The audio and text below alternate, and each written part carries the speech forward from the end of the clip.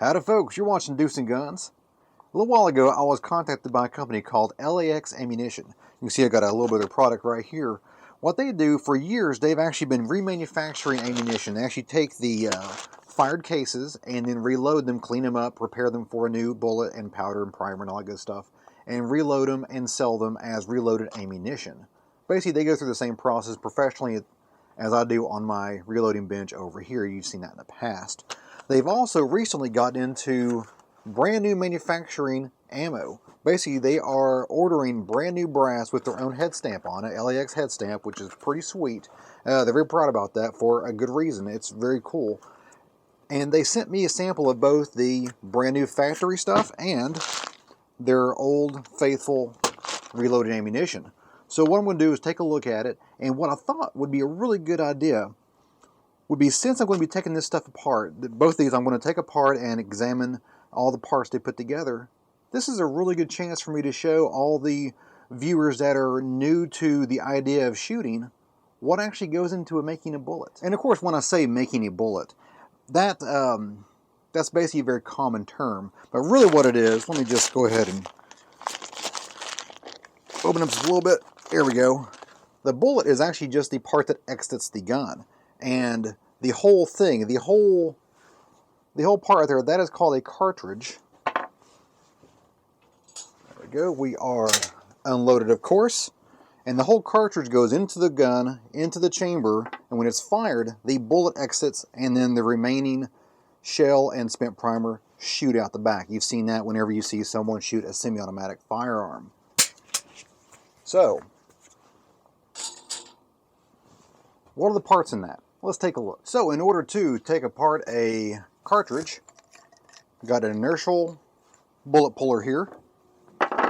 And this is just a way to, for reloaders, this is an essential piece of the reloading toolkit, which is to erase your mistakes. So all it does is just tightening down the case and leaving the bullet free to travel. And I'm just going to bang this and using inertia to pull that bullet out of the case. The weights of the bullets and powder charges were all in acceptable ranges. I did find a slight more variation in the powder charge in the 45 ACP cartridges. And here are the four components that make up a cartridge. First of all, in front you have the bullet. This is what exits the front of the barrel at an extreme velocity. Next up, pushing that bullet out of the barrel, is the gunpowder. Gunpowder, contrary to popular belief, gunpowder does not explode, it burns. It burns very, very quickly. The more pressure it's under, usually the faster it burns. There are thousands of different types of gunpowder, and each one is pretty much categorized by how quickly it can burn down the barrel. Next up you have the case. The case is actually what binds everything together. It holds the powder and it holds the bullet, and also holds the primer right behind it. I pulled that primer out of there, and that goes into the pocket of the case. Primer pocket in the very back of the case. And by the way, let me put my light on here. Now this is a once fired case. You can see it in there. Look how clean that is. That is remarkably clean for a fired case. And lastly, the primer. The primer is what actually ignites the powder. It's actually a mild explosive, and what happens is basically a firing pin strikes the back of the primer, makes it ignite by crushing it. It actually indents the back of the primer. There, you can see the actual primer strike right in the middle there. What's really cool about gunpowder and primers is that they have their own oxidizer. They can fire in a vacuum. They can fire in space. Because when you think about it, when the bullet has sealed the barrel, the case swells up when it's fired, and it seals the chamber. There is no air getting into that barrel to burn that powder. The powder has to bring its own oxygen with it. LAX Ammo uses a lead core copper-plated bullet, which is basically a lead bullet, and they put it in a vat that electroplates it with copper. It's not too dissimilar from chroming a bumper on a 57 Chevy. There's also just the lead bullet. Here's my lead bullet. I cast these myself and shoot them. There's a finesse to them. There's a technique with them. It can be done. It is a little time consuming, and there is a learning curve. New on the block is actual coated bullets. They are actually powder coating bullets. So this is the exact same bullet as this, going through a powder coating process. Now along with that, the old school bullet is actually a lead core and then an actual jacket of copper wrapped around it. This is basically where the term full metal jacket comes from. This is a full metal jacket over the lead. That's actually for a 223 round. That's a 62 grain bullet there. And all of these can come as a hollow point bullet. This is basically, this happens to be a full metal jacket bullet as well. It's got a lead core and a copper plating on top of it, or a copper jacket on top of it, and it's been punctured in the front to expand when it hits something. Law enforcement actually uses a lot of hollow points just to keep ricochets down so they don't injure anyone else inadvertently. Alrighty folks, that's enough talking. Let's go ahead and load all this up and get down to the range and shoot. Alrighty, first of all, we're going to go ahead and shoot these over the Crony because that'll give me some time to actually adjust to the round and kind of feel how its recoil feels and hopefully be on target when I start shooting at the targets. So alright, let's go. 147 grain reloads over the Crony. 955, that's good.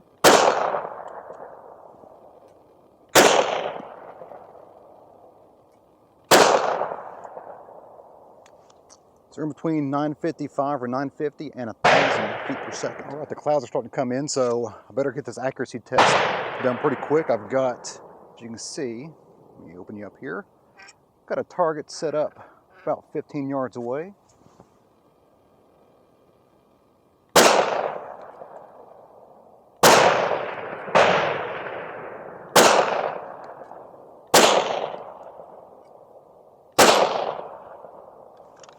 All right, well, we know it shoots well in the Glock. Well, of course it shoots well in the Glock. Pretty much everything shoots well in the Glock. All by an old, worn out, high-powered copy from Hungary.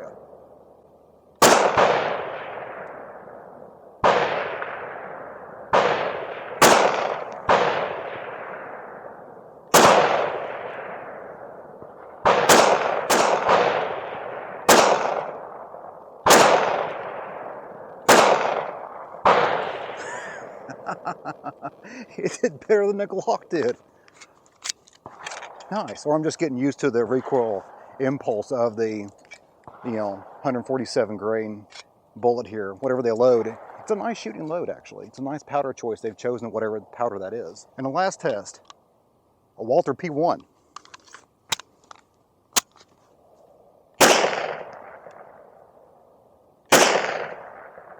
Man, I forgot what his trigger feels like.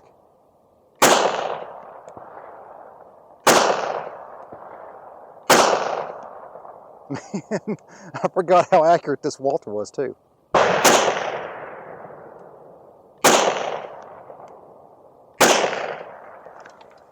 Beautiful. Beautiful.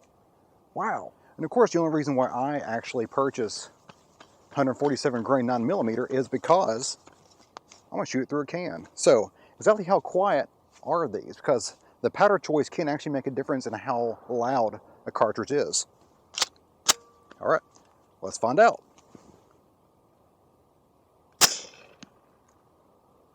That's pretty quiet. Don't think we need ears right now.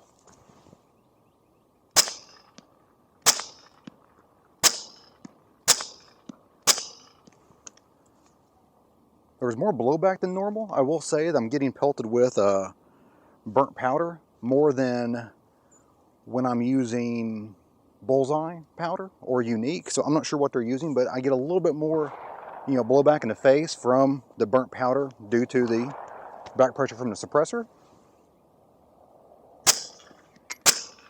Alrighty, now let's check out the 45 ACP. They're LAX's brand new production. So let's see what they do here. 890, that's what I expected. 892. 869. All right, so we're looking at between 850 and 900 feet per second. That's exactly what I expected actually. A little bit on the hot side for a 230 grain bullet, but very respectable. All right, let's see.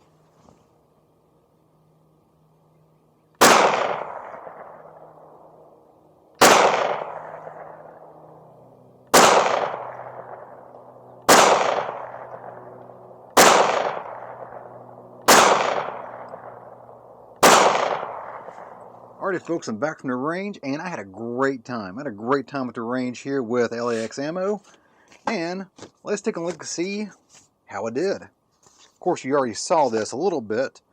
First of all, we started out the day with my Glock 34 right here.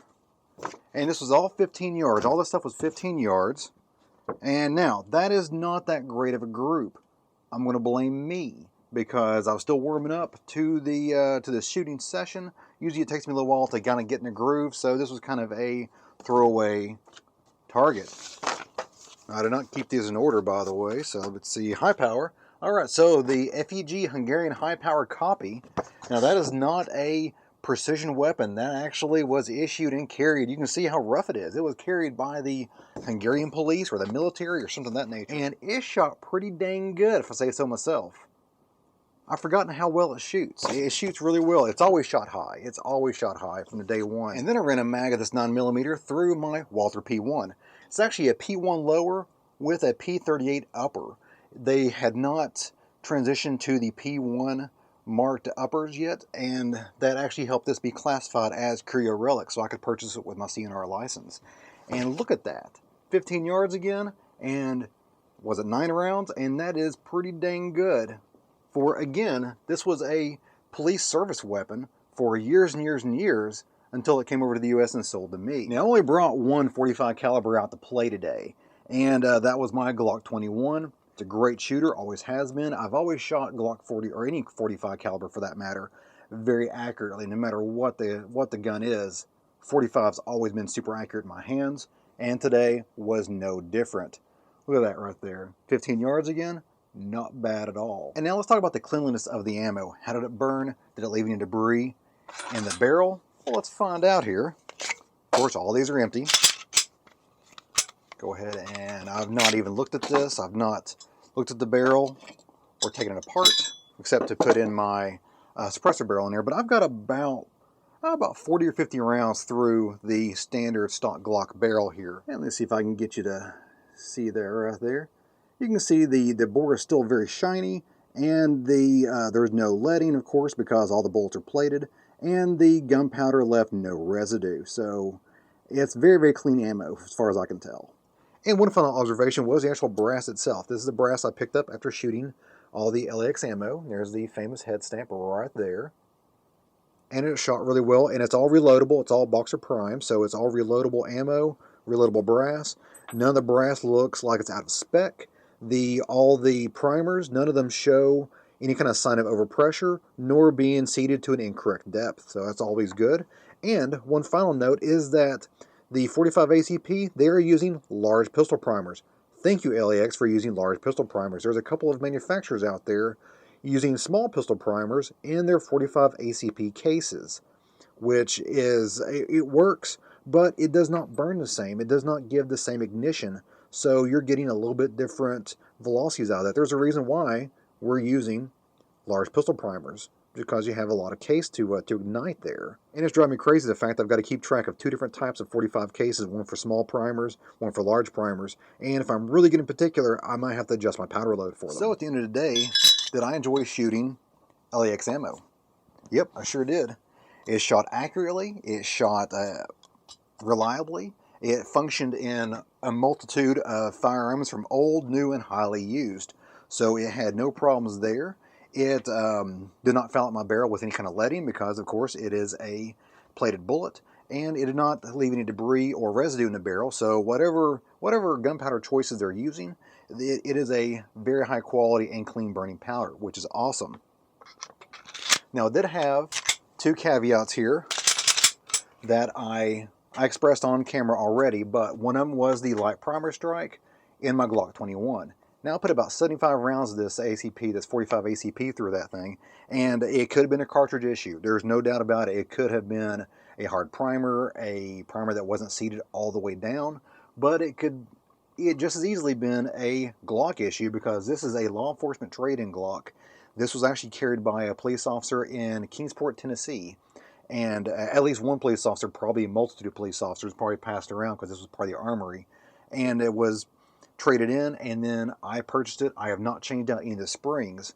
So it could have very well easily been a Glock issue instead of a cartridges. And the second issue I had with this ammo, let me just show you, this is my Pew Pew box. That's where I keep my suppressor stuff. Is that whatever gunpowder choice I do have here, it seems not to be the greatest choice for suppression. It had a little bit more blowback with debris in my face coming back out of the chamber. So if you don't notice, get this out here now, I don't have my fancy threaded barrel on here, but of course it is unloaded. When a suppressor is attached to the muzzle of a pistol, it forces more air, it causes more back pressure to cycle the slide. So the slide actually flies back a little bit faster.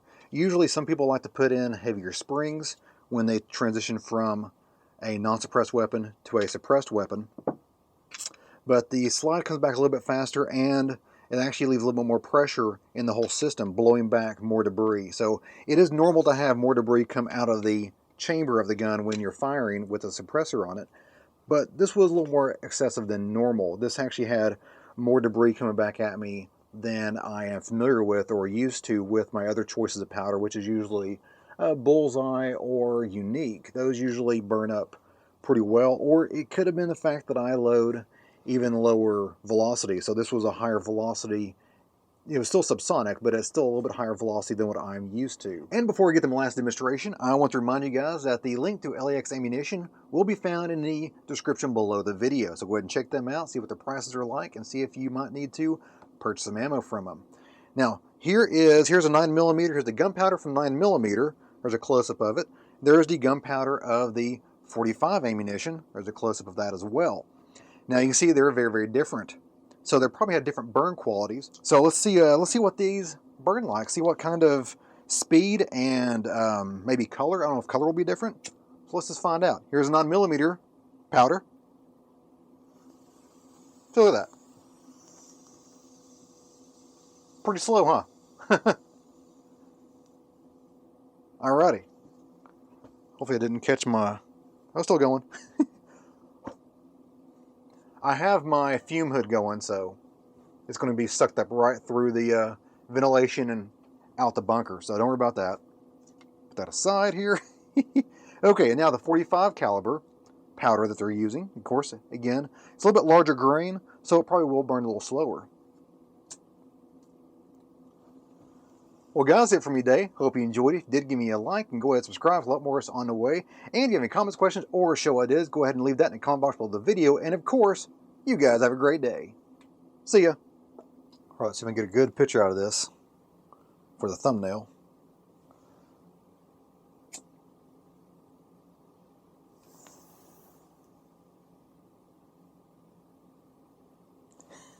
I think it looks pretty good.